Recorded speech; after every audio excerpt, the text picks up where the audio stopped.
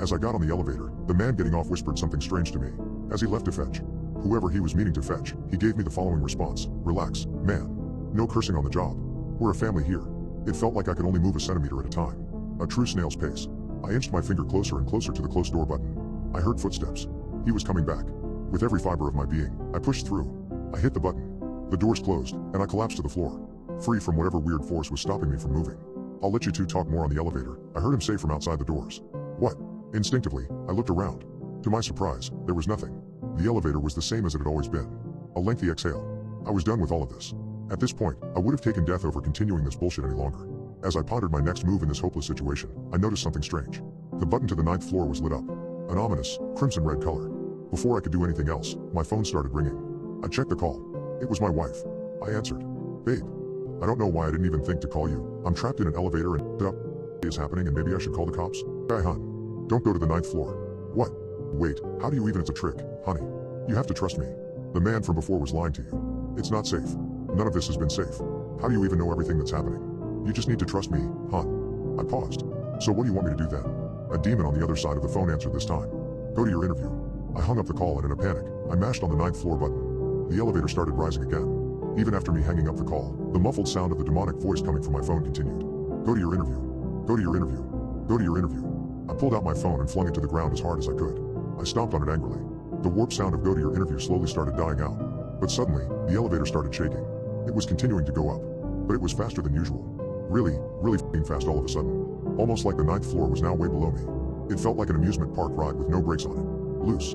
Dangerous. Flinging up at an insane speed, almost as if it was falling upwards. But I pressed 9?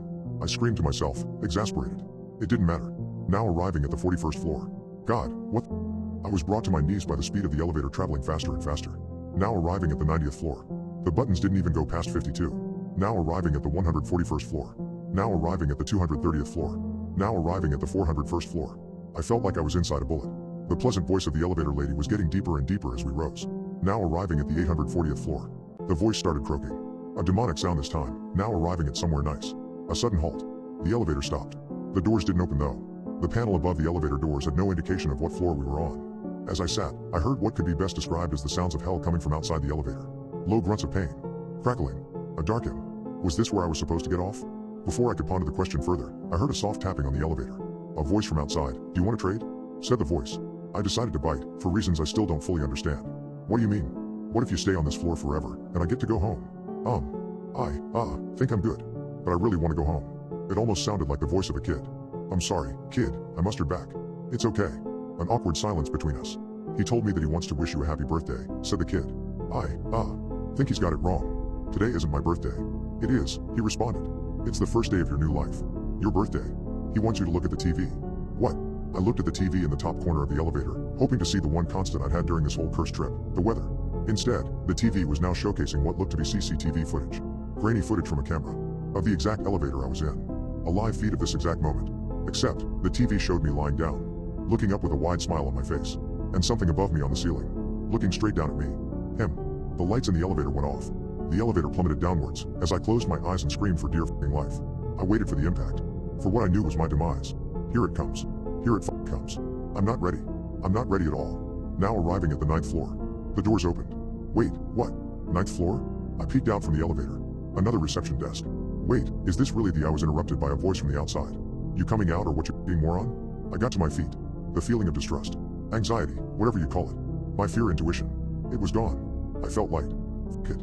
I stepped onto the floor and approached the counter. The receptionist handed me what looked like a button for the elevator. "For the ground floor," she said. "Single use only." I took it and headed towards the elevator. Then, I turned back to face her. "Can I maybe take the stairs?" She shook her head. "If you didn't like the elevator, then you're really not gonna like the stairs." Fair enough. I got into the elevator.